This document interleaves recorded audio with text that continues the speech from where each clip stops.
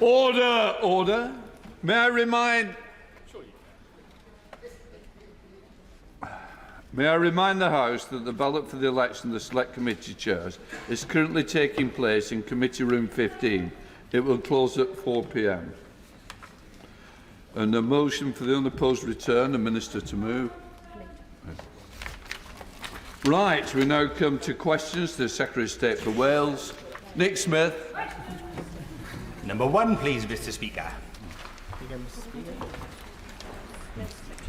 Secretary of State. Mr. Speaker, this is my first oral question session as Welsh Secretary, and so I'd like to congratulate and welcome all members elected to represent Welsh constituencies, and particularly the 84% of the members from our own benches. And may I also welcome the Shadow Secretary of State for Scotland to his front bench for Welsh questions.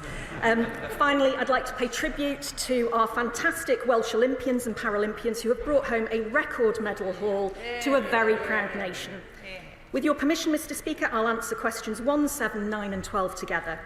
I recently met with the Energy Secretary and visited the Energy Cluster in Pembrokeshire with the Deputy Prime Minister. This government has established Great British Energy to drive down bills, create jobs and deliver energy security. Its new partnership with the Crown Estate will boost new green technologies such as floating offshore wind in the Celtic Sea, and this will supercharge the work already undertaken by the Welsh Government, which the Prime Minister saw first-hand in West Wales with the new First Minister. Thank you, Mr. Speaker. Can I support the honourable member in her sentiments and wish her well in her job? In advance of the statement, what can my honourable friend say about jobs and investment in this crucial sector? I thank the honourable gentleman for his question, and I'm delighted that 7 Welsh tidal, solar and offshore wind projects were successful in securing contracts in this government's main scheme for supporting low-carbon electricity generation. These projects will support this government's mission to deliver clean power by 2030, as well as creating high-quality green jobs and attracting private investment. And I look forward to further Welsh projects coming through in future rounds. Right, Jill German. Thank you, Mr. Speaker, and I thank my right honourable friend for her answer. I'm delighted to see her in her place. I'm pleased to say that the development of skills needed for this is well underway in Clwyd North. Creating enterprises in Rhyl work with local social housing providers to develop energy-efficient housing solutions, and they've partnered with Rhyl College to train local people in renewable energy, green heating and solar technologies, giving them the key skills needed for the green energy sector and us the local trained workforce we need. Does my right honourable friend agree with me that green energy offers huge growth and employment potential for areas like Clwyd North? And will she join me on a visit to creating enterprises the next time she is back home in North Wales? Can I congratulate the honourable member for winning her seat, and can I say that this government has a clear mission to make Britain a clean energy superpower by investing in homegrown energy to grow the economy, create jobs, boost skills and strengthen our energy independence. And in Wales, we have the resources and skills to be a leader in cutting-edge energy technologies, creating those high-quality jobs right across the country, including in North Wales. And it would be a pleasure to visit creating enterprises with my honourable friend. Bill Esterson. My right honourable friend mentioned the exciting opportunities from offshore wind for the people and economy of Wales. Can she tell the House about the discussions that she and her Cabinet colleagues have had with the Crown Estate about maximising the benefits of the opportunity? Thank you, Mr. Speaker. The new innovative partnership between Great British Energy and the Crown Estate, we believe, will leverage up to £60 billion of private investment into the UK's drive for energy independence. And I'm delighted that the Crown Estate has today published plans to bring an additional 20 to 30 gigawatts of offshore wind to market by 2030. This is excellent news for Wales's clean energy ambitions, particularly for floating offshore wind in the Celtic Sea. And I recently met the Energy Secretary and separately the Crown Estate to discuss how this new industry can deliver jobs and growth across Wales. Henry Tufnell. Thank you, Mr. Speaker. Can the Secretary of State set out how Great British Energy will deliver benefits to the Port of Milford Haven and families across my constituency of Mid and South Pembrokeshire. Secretary of State. Can I also welcome my honourable friend to his seat? I had the privilege of visiting the Port of Milford Haven Energy Cluster in Pembrokeshire with my honourable friend and the Deputy Prime Minister in August. I really value the critical role that the port plays in securing the UK's energy supply, and I'm proud that the region is pioneering new green technologies. We've established Great British Energy to drive investments in these technologies, which will deliver sustainable, skilled jobs in Pembrokeshire and across Wales. Llynys Medi. Diolch Cyfarwydd. Ynys Môn has a long history of clean energy production, but Tory delays over Wilfa have cost the island over 400 jobs since 2010. In March, the now Secretary of State urged the UK Government to get on with delivering new nuclear power. Now she's in power, will she back those words with a concrete plan? Can I welcome the Honourable Lady to her place, and just to say that our manifesto commitment to deliver new nuclear in places like Wilfa stands. We will do that, and this government has now completed purchase of the Wilfa site, as she knows. We will end over a decade of inaction by the previous government on nuclear power as part of our wider plans to get Britain building again. Secretary John Lamont. Thank you, Mr Speaker. I start by congratulating the new ministers on their appointments. The last Conservative government spearheaded various clean energy schemes for Wales, including the Celtic Freeport, which has the potential to create more than 10,000 green jobs. So will the Minister join with me today in recognising the last Conservative government led the way in delivering clean energy projects for Wales? Does she also recognise that the Welsh Government has to play its part too? And lastly, can the Minister outline what specific discussions she has had with the Welsh Government for their own plans to support clean energy projects in Wales? Secretary of State. Can I thank the honourable gentleman for his remarks? My colleague, the Secretary of State for Business and Trade, said immediately following the election that we do not intend to make any changes to the existing Freeport commitments. I'm backing the delivery of the 2 Freeports in Wales, and I'm very pleased that with the involvement of the Welsh Government, we have fair work elements within those Freeports in Wales, which I fully support. Steve Bitherton. Number 2, please, Mr Speaker. Secretary of State. Under my chairmanship, the Transition Board has moved from discussion to delivery. Last month, I announced £13.5 million for supply chain, skills and employability funds. I also announced our Business and Community Pledge Scheme, bringing together over 50 organisations in support of those workers who are affected. Steve Bitherton. I thank the Right Honourable Lady for beginning to deliver funds to support business confidence and provide a safety net for workers. Can she explain how these will support workers in practice who are dealing with great uncertainty?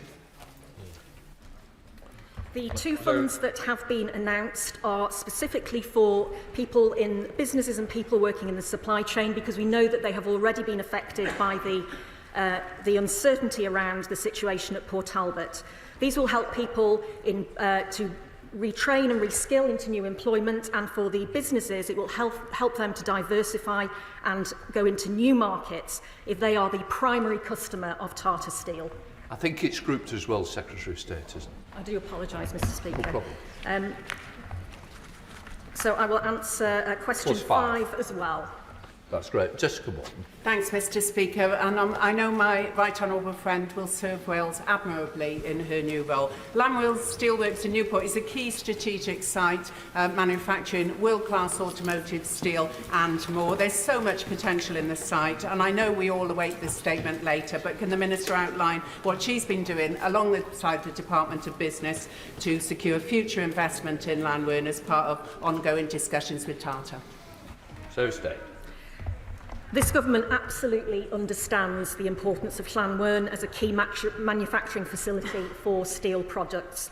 We have worked with Tata Steel UK to ensure that Llanwern is clearly considered in plans for the future of steel in South Wales, and I know that my honourable friend is a dedicated advocate on behalf of the workers at Llanwern and will be closely following the upcoming statement from the Secretary of State for Business. Secretary of State John Lamont. Thank you, Mr Speaker. Now, today the Government is expected to unveil details of its steel plan for South Wales. From what's been briefed to the press, it seems that the core of this new deal is the same deal, worth hundreds of millions of pounds, that was agreed by the last Conservative Government. Now, at the time, the Minister and the Welsh Labour Party appeared to rubbish the deal and suggested that a better deal was possible. Does the Minister now regret previous criticism of the deal by the Labour Party? Mr Speaker, can I say I don't recognise that characterisation of the deal that the Business Secretary will make a statement on later. And I would say that the Business Secretary will make a statement to this House. I don't want to preempt that because we are a party and a government that will always come to this House first to make major announcements. But I am confident that he will set out a sustainable future for steel making in Port Talbot, in Wales and across the UK. John Lamont. Well, Mr Speaker, the fact remains that key parts of the deal, as I say, as appears in the press, does appear to be largely unchanged from what was agreed before, including almost £100 million to help steel workers who might lose their jobs. In their negotiations with the last government, Tata Steel were crystal clear no other deal was possible. Moving forward, it's crucial that funding to help retain those who will lose their jobs reaches them swiftly. So can the Minister lay out the detail of how and when the money is going to be sent to those impacted? I'd refer the honourable gentleman to my previous answer. We had the Transition Board in place for nearly 10 months under the last government. Not a single penny went out of the door to businesses or workers affected. Within weeks of my taking over chairmanship of the Transition Board, £13.5 million has been released to help supply chain businesses and workers. That is the first tranche of further funds to come. Liberal Democrat spokesperson Sarah Green. Thank you, Mr Speaker. May I welcome the front bench to their places. They will know that the steel industry in Wales is just one of a number that have suffered in recent decades. Last year, the Industrial Communities Alliance said that tackling the effects of deindustrialisation in Wales has been hampered by competitive bidding that forces local authorities in deprived areas to bid against each other, which prevents partnership working and a more strategic approach. So can I ask the Secretary of State to confirm whether future rounds of the UK Shared Prosperity Fund allocated to Wales will no longer be subject to competitive bidding? Can I thank the honourable lady for her question? This government was elected on a manifesto that stressed that a partnership approach with local authorities and an intention to stabilise the funding system moving away from wasteful competition. These are the principles we will seek to apply as we think about the future of local growth funding. And as with all government funding decisions, regarding funding beyond March 2025, these are ultimately a matter for the spending review. Chair of the Select Committee, Ruth Jones. I'm very grateful. Under the previous government, the Transition Board met 6 times and formed 2 subcommittees, but didn't distribute a single penny of funding that was promised to support businesses and workers in South Wales. So can the Secretary of State provide an assessment of how the Transition Board has changed under her leadership? Can I congratulate my honourable friend on her election as Chair of the Welsh Affairs Select Committee, and I'm looking forward to engaging with her and her colleagues as they take on their important work. As I set out, we have released £13.5 million. It's the first tranche of funding from the Transition Board, and that has changed it radically from discussion to delivery. That's what we promised, that's what we've delivered. John Davies. Question number 3, Mr Speaker. Secretary of State. Last week, I met with the Transport Secretary to discuss rail infrastructure and steps to improve cross-border connectivity. I also joined Welsh Government Cabinet Secretary Ken Skates to announce a joint Network Rail and Transport for Wales programme which will increase rail capacity by 40%, with 50% more timetabled services on the North Wales main line. Sean Davies. Mr Speaker, it's a real delight to see my friend, right honourable friend in her place. The train line from Aberystwyth to Birmingham International via Telford is critical to the university, to the economies and the connectivity of Mid Wales, Telford and wider Shropshire. What conversations has my right honourable friend had with the Welsh Government, Transport for Wales and the Department for Transport here about improving that line and the rolling stock? I agree with my honourable friend that the Cambrian line provides an important connection to and from Aberystwyth University, and it plays a key role in supporting cross-border connectivity for the people of Mid Wales and beyond. In recent years, Network Rail has undertaken work to improve infrastructure on the Cambrian line to support the introduction of new trains. Enhancements to the railway in Wales that deliver passenger benefits, including proposed electrification, are being considered by the Wales Rail Board. Liz Saville-Roberts. Diolch yn fawr iawn, Lefarydd. I'm sure the Secretary of State will join me in sending every sympathy to the friends and family of the late great singer and comedian Dewi Puss. On the day cancellations on the North Wales to London line stood at 15.4% in August. We consistently have the highest on-the-day cancellation rates for the entire Avanti network, 3 to 4 times higher than the next worst part of the network. How will she use her role to stop Avanti punishing Welsh travellers? Can I thank the Right Honourable Lady for her question and concur with her remarks? The Government is clear that performance on Avanti West Coast has not been good enough. We've heard many times in this chamber about the appalling service. Too many cancellations, too many delays. This Government has required Avanti West Coast to improve its performances on services. I discussed this with the Transport Secretary last week. Ministers and officials are holding regular performance reviews with Avanti West Coast and Network Rail to hold them to account, closely monitoring compliance with contractual obligations and driving improvements using the contractual mechanisms. Liz Saville-Roberts. Sadly, it seems that between Welsh Government and Labour and Government here in the UK, that service in North Wales is not a priority. We see that in the rate of on-the-day cancellations. But the truth is, of course, that the railways are broken, and Labour's plan fails to address the chronic underfunding that has caused it, particularly in Wales.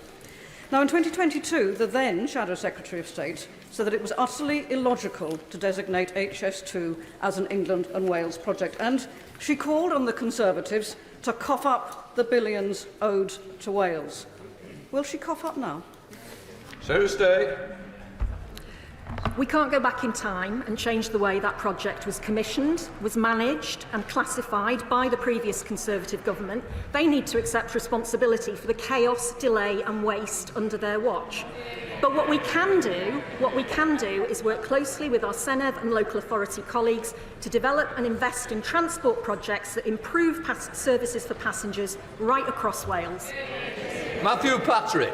Question number 4, please, Mr. Speaker. Secretary of State. I was pleased to meet with the Transport Secretary last week to discuss our approach to rail in Wales. She's reviewing the previous government's transport infrastructure commitments and will report in the autumn. We will deliver rail improvements which will make the services more accountable to the people who use them, through the Passenger Railway Services Bill, which completed its common stages last week, and Great British Railways, launched in shadow form earlier this month. Matthew Patrick. Thank you, Mr. Speaker, and it's great to see my honourable friend in her place. Connections between my constituency of Wirral West and North Wales are many, they're deep and they're valued on both sides of the border. Our transport connections, however, are sadly lagging behind. Could she please set out what conversations she's having with ministers and stakeholders to improve those connections? Can I welcome my honourable friend to the House and congratulate him? In my meeting with the Transport Secretary last week, we discussed a range of issues, including connections between Wales and Merseyside. I recognise the importance of cross-border travel for people across the region. The UK and Welsh governments are committed to strengthening these connections, which are vital to unlocking economic growth and employment opportunities for people and businesses. And I know rail enhancements are required to improve services on the Wrexham to Bidston line, and I will work across government to drive progress on this. Torsten Bell. Mr. Speaker. Minister. Thank you. Well, with your permission, Mr. Speaker, I will answer questions 6 and 10 together. This government's #1 mission is to kickstart economic growth across the United Kingdom. Wales can be at the forefront of this mission with renewable energy, advanced manufacturing, our vibrant creative sector, fintech and the life sciences, each offering huge opportunities to create jobs and drive growth. Torsten Bell. Can I thank the Minister for her answer and congratulate her on her appointment. Welsh universities are central to economic growth in many of our communities, but these are difficult times. Swansea University has already seen 200 voluntary redundancies and many more are happening across Wales, and our universities are affected by decisions of the Welsh Government as well as those of the UK Government. So can the Minister update the House on how the two governments will work together to nurture these crucial institutions? Minister. I welcome my honourable friend to his place, and I am very sorry to hear of the recent redundancies at Swansea University. The Secretary of State and I met with Professor Paul Boyle, Vice-Chancellor of Swansea University and Chair of Universities Wales, only last week to discuss the challenges facing Welsh institutions and ways of supporting the higher education sector in Wales. We recognise Welsh universities, including Swansea, have a huge contribution to make, both to our mission for growth in the economy and within their local regions. Colleagues at all levels in the UK and Welsh Government are working closely together to safeguard their potential amidst the difficult economic circumstances that we've inherited. Speaker. Passengers, as has already been said today, passengers on the North Wales coast are being let down by the poor performance of Avanti. This is an issue which is affecting passengers and businesses, hampering economic growth in my constituency of Bangor Aberconwy. Could I ask specifically what discussions the Secretary of State has had with her colleague, the Secretary of State for Transport, on this issue? Minister. I welcome my honourable friend to her place, and as she quite rightly says, transport plays an essential role in driving economic growth across Wales. My right honourable friend, the Secretary of State, met the Transport Secretary last week to discuss rail connectivity, including the performance of Avanti. And as the Secretary of State has set out earlier, the Government is clear that the performance of Avanti West Coast has not been good enough, with too many cancellations and delays. So ministers and officials are now holding regular performance reviews with Avanti West Coast and Network Rail and monitoring Avanti West Coast compliance with its contractual obligations with the aim of securing better services for her constituents. Colin Lockhart. Mr. Speaker, one of the biggest contributions to economic growth is the agri-food sector. With today being Back British Farming Day, will the Minister agree with me that farmers, whether they be in Wales or Northern Ireland, need the support of this government to ensure they reach their full potential to contribute to economic growth?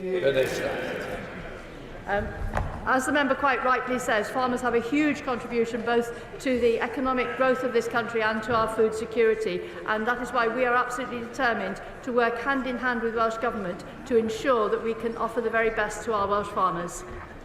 Sir Ashley Fox. Question number 8. Minister. Thank you. Nuclear energy can play an important role in helping to achieve energy security and clean power, whilst providing thousands of skilled jobs. Great British Nuclear has acquired the Wilver site with a view to developing a new nuclear project. Decisions on the project and the technologies to be deployed at Wilver will be made in due course. Fox. Mr. Speaker, the last government announced the biggest expansion in nuclear power for 70 years. Including the commissioning of Hinkley Point C in Somerset. Does the Minister agree that a new nuclear power plant at Wilver is vital to the UK's energy security, and can she give a timeline for its development? Minister. As a previously designated nuclear site that has hosted nuclear power, Wilver is ideally placed either to be used for large-scale nuclear or indeed to be used for a series of small modular reactors, and we will be setting out our plans on the site in due course. David Chadwick. Question number 11, please, Mr. Speaker. Minister. This government is committed to improving digital connectivity, as demonstrated by our commitment to full gigabit and national 5G coverage by 2030. I've recently met internet and mobile providers as well as Ofcom. The honourable member will be aware that thanks to the UK Government's shared rural network, 4G connectivity has been boosted in his own constituency as a result of the activation last month of 2 additional masts. David Chadwick. Many of my constituents living in areas like Llanerthal and Carnarvon Fawr have been missed out by previous rollout schemes. Is the government committed to ensuring that funding is available to ensure that people living in so-called hard-to-reach areas can be connected? Minister. I very much appreciate the concern that the honourable member has for his constituents, particularly in a rural area which has so many challenges for connectivity. What I can tell him is that in his constituency, over 90% of the premises can access superfast broadband speeds, and to extend gigabit-capable coverage further, approximately 3,000 premises in his constituency are currently expected to receive gigabit-capable connection through Project Gigabit cross-regional procurement framework, and alongside this there are 21 voucher projects across the constituency which include approximately 5,000 premises. But if he concerns, perhaps he could come and see me on the matter. Jerome Mayo. Number 13. Jerome Mayo. Number 13. Secretary of State, I presume. Thank you, Mr Speaker. We recognise that the NHS in Wales faces unique challenges and are committed to working closely with the Welsh Government to improve NHS waiting times. Our approach is grounded in the belief that public services, such as healthcare, should not just be fit for purpose today, but be robust and resilient for the future. Thank you, Mr Speaker. Treating cancer early is absolutely critical for survival rates. In England, the target is to have 85% of patients treated within 62 days. Now, in Wales, that target is more generous. It's just 75%, and yet it has never been achieved. The current rate is an appalling 56.7%, much worse than the equivalent figure in England. So why is it that Welsh Labour is underperforming England, and is it really still the blueprint for government? Secretary of State.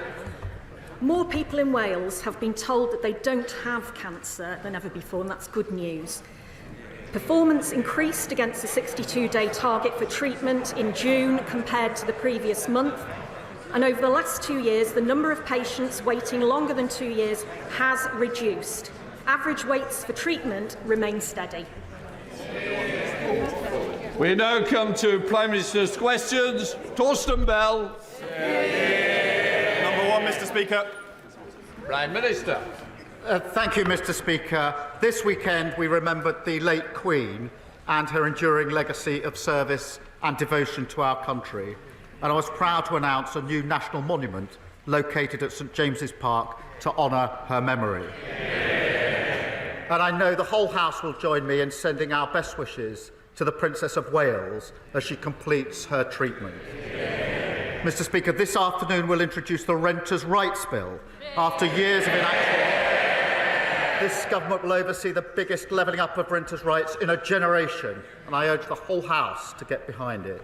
And later this week I'll visit Washington to meet President Biden for a strategic discussion on foreign policy. Mr Speaker, this morning I had meetings with ministerial colleagues and others. In addition to my duties in the House, I shall have further such meetings later today. Torsten Bell. Thank you, Mr Speaker. Back in the 1990s, the Conservatives claimed that the minimum wage would cost 1 million jobs. Instead, low earners have seen the fastest pay rises year after year, with no effect on employment. Year after year, which they opposed. Today, and under their watch, 1 million workers are on 0 hours contracts, and over a million people have no sick pay whatsoever, facing risks that nobody in this House would bear. The details matter, but it is outdated nonsense. Order. Please sit. One, it's easier if you face me, I can hear it better. But the second part is it's meant to be a question, not a statement. No, I decide. Prime Minister. Don't. Thank you, Mr Speaker. Economic growth is our #1 mission. And that's why we forged a new positive relationship with business. But too many people are insecure at work, and that holds them back and holds our economy back. This government was elected to deliver for working people, and that is exactly what we will do. We come to the Leader of the Opposition, Rishi Sunak. Thank you, Mr Mr. Speaker, can I join with the Prime Minister in his words about Her late Majesty the Queen, but also in his words about the Princess of Wales?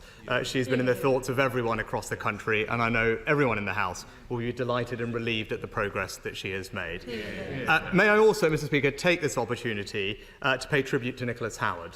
This is his last Prime Minister's Questions after supporting 8 consecutive Prime Ministers through these sessions. Never my favourite part of the week, but his commendable service made it far more manageable. Mr. Speaker, yesterday Labour MPs voted to remove the winter fuel payment from over 10 million British pensioners, including those with just £13,000 of income. With that decision debated and made, it is now important that the House understands the full consequences of the government's choice. So can I very specifically ask the Prime Minister, will he now publish the impact assessment before the House rises? Prime Minister. Mr. Speaker, the fact of the matter is this. They left a £22 billion black hole. Hid it from the OBR. Richard Hughes is absolutely clear. It's the largest year-ahead overspend outside of the pandemic. Now, of course, when it comes to mitigations and impacts, we put those in place. Ramping up pension credit, dealing with housing benefit and linking it, something the party opposite didn't do for years. And because of the tough decisions that we're making to stabilise the economy, we can make sure that the triple lock shows that increases in pensions will outstrip any loss of payments. But before he complains about us clearing up his mess, perhaps he'd like to apologise for the £22 billion black hole. Mr. Speaker, this has got... Mr. Speaker. I want to hear the question. Mr. Speaker, when I was in government, I delivered record increases in the state pension. We protected the winter fuel payment and we gave pensioners cost of living benefits. He's the one that's taking money away from pensioners on £13,000, Mr. Speaker. But this has got nothing to do with the public finances. His own Chancellor just this morning, his MPs may not have been listening to her, his own Chancellor this morning admitted that she would prefer it if this policy didn't even raise any money, Mr. Speaker. Obviously, the government would not have made this decision without an impact analysis. And yesterday, the Energy Minister confirmed that. So I ask, very simply again, why won't he publish the assessment now? Mr. Speaker, I remember the days when the Conservative Party was to be concerned about balancing the books. They've left a £22 billion black hole. Responsibility for this decision lies there. The only way to rebuild our country and invest in our public services and make sure everyone is better off is if we clear up their mess and deal with the £22 billion black hole. But, Mr. Speaker, last week we learned that the Shadow Housing Secretary was calling for means testing of winter fuel payments. Now it turns out that the Shadow Paymaster General agrees with her and even boasted about texting his own mother saying she didn't need the payment. Until he apologises for the mess they've created, he's no position to criticise the action that we're taking. Mr. Speaker, they're shouting now, but those arguments didn't even convince 50 of his own MPs, who suddenly found that they had urgent business elsewhere yesterday, Mr. Speaker. But we know why he's hiding the impact assessment. The Labour Party's own previous analysis claimed that this policy could cause 3,850 deaths. So are the numbers in his impact assessment higher or lower than that? Prime Minister. Mr. Speaker, we're taking this decision to stabilise the economy. That means we can commit to the triple lock. By committing to the triple lock, we can make sure that payments of state pension are higher, and therefore there's more money in the pocket of pensioners, notwithstanding the tough action that we need to take. But he goes around pretending that everything's fine. That's the argument he tried in the election. And that's why he's sitting there and we are sitting here. Mr. Speaker, today pensioners watching will have seen that the Prime Minister has repeatedly refused to admit or to publish the consequences of his decision, and we will continue holding him account for that. But changing topics, Mr. Speaker, today is Back British Farming Day, where we recognise that British farmers produce food that is higher quality, has higher welfare standards and higher environmental standards than imported food. And at a time of increasing global volatility, they are also crucial for our food security and national security.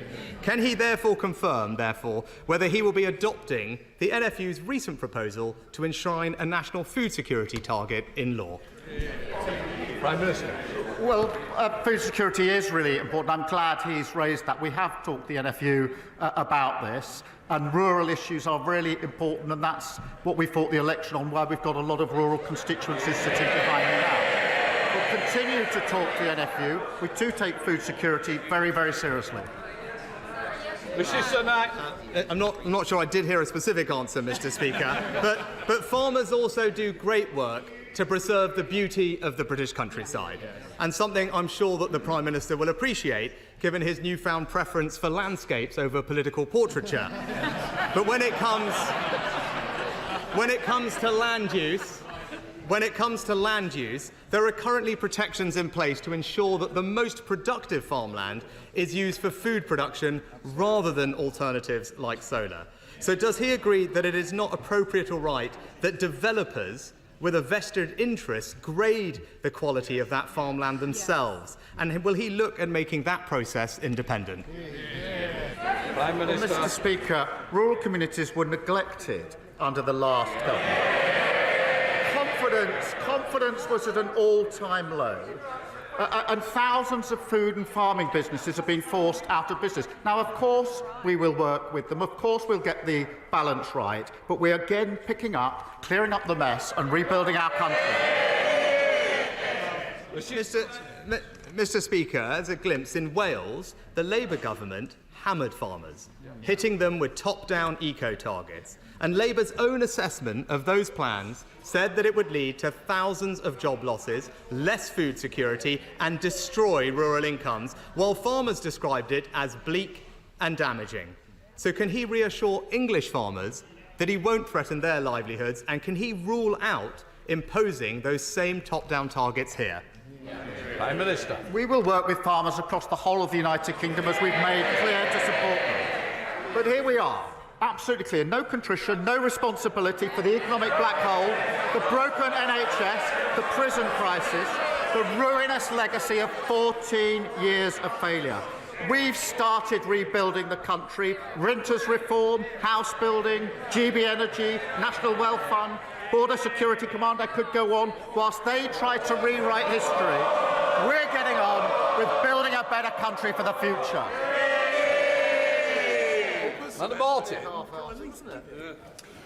Thank you, Mr. Speaker. I'm sure the whole House will firstly join me in paying our respects to Lieutenant Rodri Lyshan, who tragically passed away last week. My thoughts are with the family, loved ones, HMS Queen Elizabeth crew during this very difficult time. Mr. Speaker, housing in Portsmouth is in dire straits.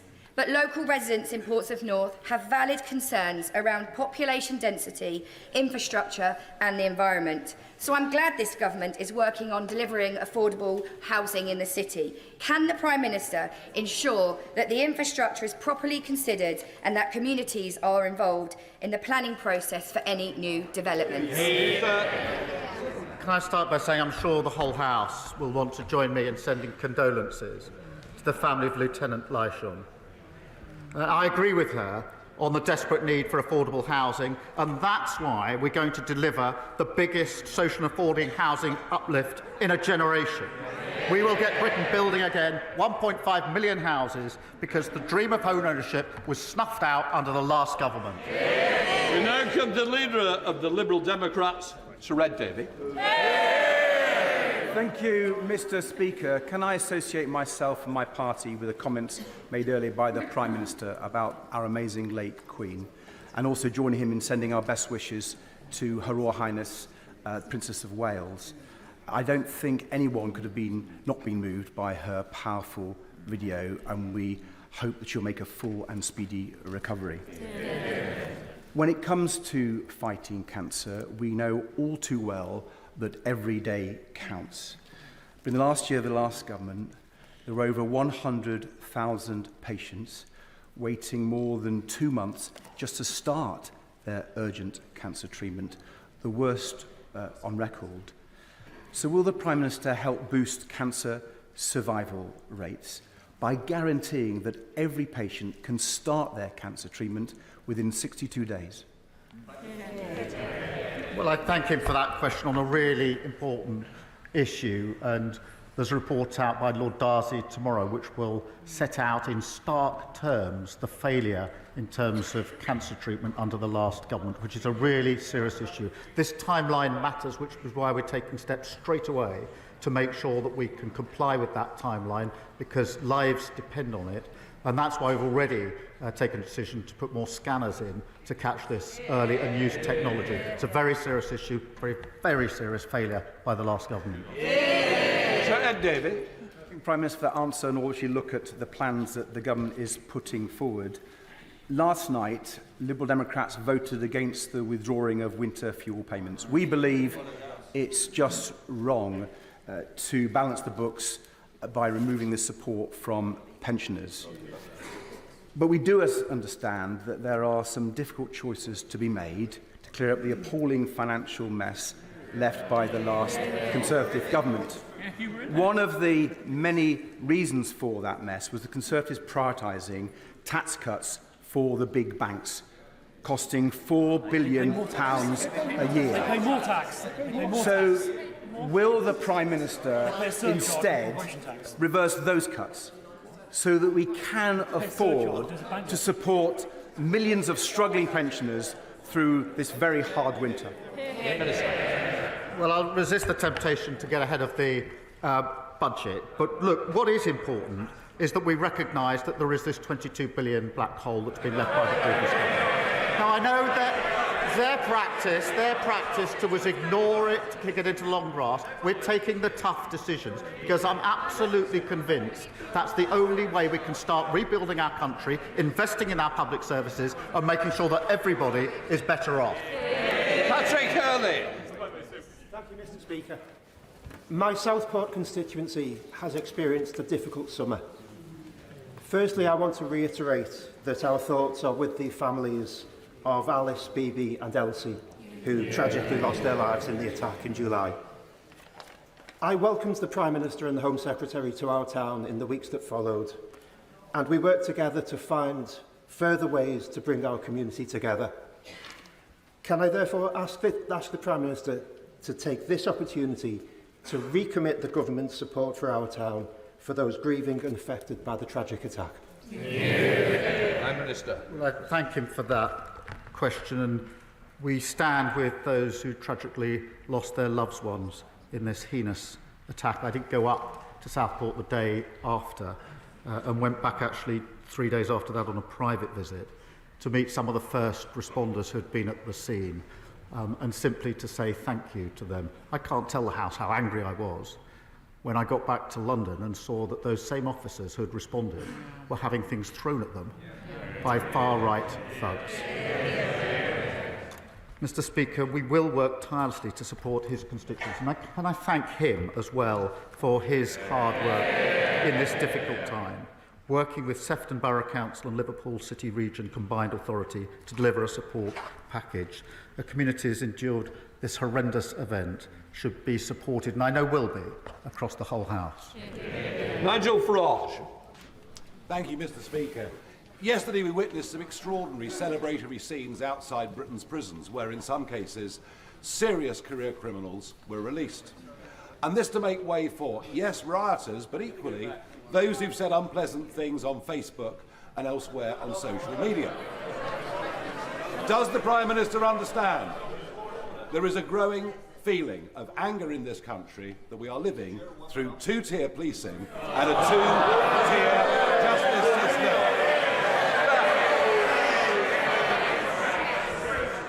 I'm angry to be put in a position of having to release people who should be in prison because the last government broke the prison system. And And the Prime Minister was repeatedly warned. He had his own release scheme. He was repeatedly warned that he had to adopt the scheme that we put in place. The former Justice Minister said if we don't do it, we'll have to get down on our knees and pray. The police chiefs made it absolutely clear in a letter to him before the election that he needed to take action, saying that they wouldn't be able to discharge their duties and saying the risk was loss of an ability to detain suspects. That means, Mr Speaker, an inability to arrest people committing offences. That's how bad it was, and they warned the Leader of the Opposition that further delays until after the general election will increase the risk significantly. What did he do? He delayed and increased the risks. Sorry, Mr Speaker. I welcome the Government's swift action to bring railways back into public ownership. Great British Railways will deliver much-needed reform, ensuring the network serves both passengers and rail freight effectively. So can the Prime Minister explain how Labour's ambitious railway plan will also deliver improvements to rail infrastructure to ensure my constituents get the service they deserve at Luton Station? Prime Minister. Well, I thank her for raising that important matter. One of the first bills that we introduced was to reform our railways after 14 years of chaos. Great British Railways will unite track and train under a single leadership, and that means closer collaboration across the industry and faster, more effective decisions on critical infrastructure. And I know how vital that will be in relation to both Luton and Leagrave stations in her constituency. We're carefully considering the best approach, but I can assure her we're committed to ensuring our railways will be open to everyone. Tessa Mount. Thank you, Mr Speaker. Today is Back British Farming Day. The previous government let our farmers down and, in their incompetence, underspent the farming budget by £100 million. Will the Prime Minister deny rumours that his government plans to take advantage of the Conservatives' failure by removing that £100 million permanently? Farmers across the country want to know that the Prime Minister will increase the agriculture budget, as the Lib Dem manifesto proposed, to speed up the rollout of the new environmental land management schemes to support profitable, sustainable and nature-friendly farming. Well, I thank you for that question. It is a really important issue, and our rural communities were neglected by the previous government, and that's why confidence is at an all-time low. And what we will do is to protect farmers from being undercut in trade deals, make the supply chain work more fairly, and prevent shock rises in bills by switching to GB energy. We won't preempt the budget in relation to this, but we will put the support in place. Thank you. Luke Murphy. Thank you, Mr Speaker. Many of my constituents, including those at Chapel Gate, have told me about the so-called management agents who charge them rip-off service fees and then fail to provide even the most basic of maintenance. Many of them spend hours each week battling with these agents just to ensure that they and their neighbours are not fleeced in their own homes. Will the Prime Minister recommit this government to act where the previous government failed to reform the leasehold system, which is archaic, outdated and feudal? Prime Minister. Well, can I first welcome the first ever Labour MP for Basingstoke? And yes, we will reiterate our commitment to act to bring the feudal leasehold system to an end and ensure leaseholders can benefit from more rights, power and protections over their homes. Brendan O'Hara. Mr Speaker, international law is clear. Dropping £2,000 bombs on densely populated civilian areas is a crime. And it's beyond dispute that Israel has used F-35s to do exactly that. Yet the government has chosen to exempt F-35 components from the arms licence suspension, when all it had to do was say that Israel could not be the end user if UK manufactured parts were included. Last week, Mr Speaker, the Prime Minister stood at that dispatch box and he said, we either comply with international law or we do not. That's right. Why has he chosen not to? Prime Minister.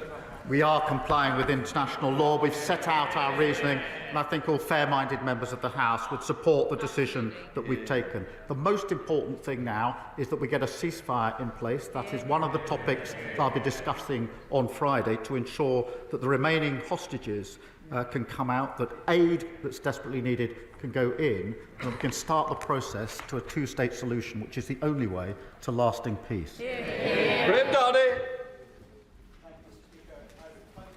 Fife has a proud defence heritage, and in my constituency of Dunfermline and Dollar, that continues with the dockyard at Rosyth constructing Type 31 frigates for the Royal Navy, along with a local supply chain of local SMEs. So will the Prime Minister ensure the Strategic Defence Review team visits areas of strategic importance such as Fife so they can engage fully with the local supply chain and ensure the SDSR supports Britain's security as well as local economies? Prime Minister. Well, I thank him for that question and for championing his constituency, including the work at Rosyth Dockyard. The Strategic Defence Review will ensure that defence is central both to security and to economic growth and prosperity. The review will consult widely, including across the devolved nations, and I know the reviewers recognise the strategic importance of constituencies like his, and I will ensure that he gets the chance to meet the relevant minister to discuss the particular issues in his constituency. Dr Neil Hudson. Thank you, Mr Speaker. The previous Conservative government committed to a rebuild of Whipps Cross Hospital, the Princess Alexandra Hospital in Harlow, and the establishment of a new community. You have to sit down a minute. Look, I'm determined to hear this question. I don't expect the front bench to be shouting me down, and it won't happen. Thank you, Mr Speaker. The previous Conservative government... Trying to join in again? Thank you, Mr Speaker. The previous Conservative government committed to a rebuild of Whipps Cross Hospital, the Princess Alexandra Hospital in Harlow, and the establishment of a new community diagnostic centre at St Margaret's Hospital in Epping. Will the new Labour government honour these commitments and progress these projects in full, which are so vital to improving the health services needed by my constituents of Epping Forest? And if it helps the Prime Minister at all with his answer, these services will also help some of the constituents of his Health Secretary just next door in Ilford North. Prime Minister.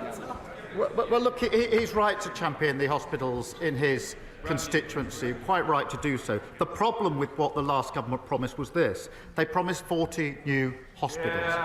The problem was there weren't 40, they weren't new, and many of them weren't hospitals. So we need to review what we can do and put it on a sustainable, deliverable basis. But we will, and he's right to champion those in his constituency. Or are being built. And Lise Bidgley. Thank you, Mr Speaker.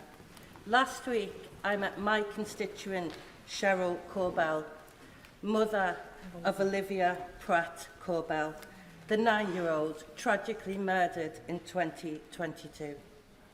Cheryl is campaigning for Olivia's Law, which would compel convicted criminals to attend court and face the judge and receive their sentence. Will my right honourable friend commit to supporting Olivia's Law and meet Cheryl to discuss how we can move this forward without delay? Prime Minister. Mr Speaker, in the King's Speech, we confirmed that we intend to introduce legislation this session so courts have the power to order the most serious offenders to attend their sentencing hearings. This is really important, and I know it's felt across the House, because to deprive victims and their families of seeing the sentencing exercise is to deprive them of justice. I will meet Cheryl. I have already met Cheryl and gave her the commitment last August that we would do this, and I repeat it again today, and I would just pay tribute to the campaign that she has led. Stevenson. Thank you, Mr Speaker. If the Prime Minister was a pensioner earning $11,350 this year and receiving no winter fuel payment, what would he prioritise this Christmas? Heating or eating? Prime Minister. Mr Speaker, we have to be clear why this decision is being made. A £22 billion black hole.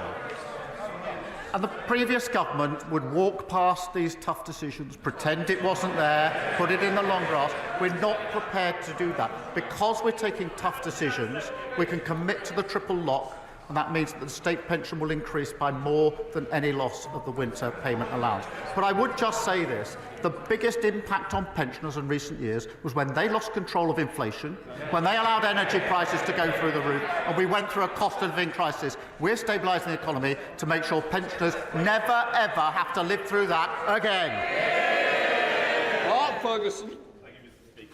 Annabelle is 5 years old and lives in my constituency. She has high-risk neuroblastoma. Annabelle has endured 15 months of chemotherapy, high-dose chemotherapy, stem cell harvest, proton therapy, immunotherapy, hair loss, nasal feeding.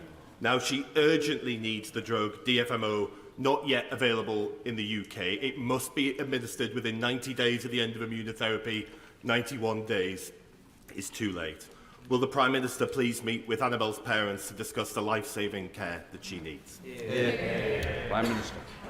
Can I pay tribute to Annabelle for her incredible bravery and understand how important it is that cancer patients are able to benefit from rapid access to effective new treatments. The manufacturers of this drug have applied for a UK licence through Project Orbis, which allows the rapid review and approval of new cancer treatments. And we'll ensure that process is completed as quickly as possible. And I will also ensure that the Health Minister does set up the meeting that he's asked for. Dame Harriet Bull. Thank you, Mr. Speaker. I thought that socialism was about taxing those with the broadest shoulders in order to help the most vulnerable. But it appears that Starmer socialism involves scaring those with the broadest shoulders out of the country by taking away the winter fuel allowance of frail 90-year-olds living in drafty homes. Will the Prime Minister apologise to my shivering constituents for his personal choice? And will he reverse this chilling decision? My choice is to stabilise the economy after 14 years of failure. And I'll tell you for why. Because when a government loses control of the economy, it's working people who pay the price, and I will not let that happen under a Labour government. Paulette Hamilton. Thank you, Mr. Speaker. More than half of people with pancreatic cancer die within 3 months of diagnosis, and 7 in 10 people never even receive treatment. Every 2 minutes in the UK, someone is diagnosed with cancer. But for those diagnosed with the least survivable cancer, time has too often already run out. I'm really proud of the Labour government's commitment to our NHS, but will the Prime Minister now commit to reviewing a long-term cancer strategy so we can improve diagnosis and treatment rates in this country? Prime Minister. I thank her for raising this important issue, and it's obviously the second time it's been raised in this session. I'll have a lot more to say tomorrow when I deal with Lord Darcy's report. I pay tribute to her tireless campaigning, particularly in relation to pancreatic cancer. Cancer patients have been failed by the last government, waiting far too long for diagnosis and treatment. We'll get the NHS catching cancer on time, diagnosing it earlier and treating it faster, so more patients survive this horrible set of diseases. Louis French. Thank you, Mr. Speaker. Thank you. Following Labour's disgraceful political decision to scrap winter fuel payments with little notice to millions of pensioners, will the Prime Minister today rule out scrapping concessionary travel fares and council tax discounts, which also help millions of pensioners across the UK? Yes or no? Prime Minister. Well, as he knows very well, I'm not going to preempt the budget. It will all be set out in due course.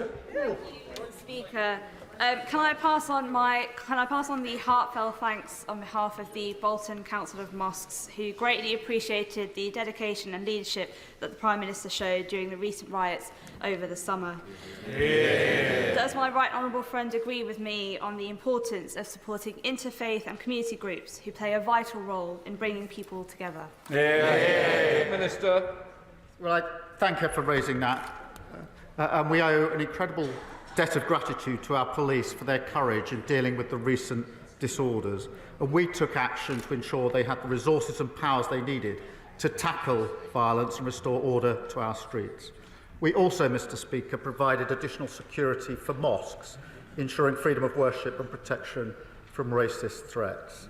And in the aftermath, we saw communities who really represent Britain coming forward, led by faith groups and community organisations. They showed that unity and demonstrated our values of tolerance and of respect.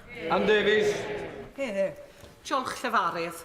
Denmark has been undergrounding its electricity cables since 2008, building infrastructure and maintaining responsible stewardship of the countryside. The Welsh Labour Government's policy is for all new power lines to be placed underground where possible. The UK Labour Government favours overhead pylons. Why is his government opposing Welsh colleagues in Wales? We are absolutely committed to the transition to renewable energy. The reason for that is because it gives us energy independence, it lowers the bills, and of course the next generation of jobs are tied up with it. We have to do it in a cost-effective way, and we'll make those decisions in the cost-effective way.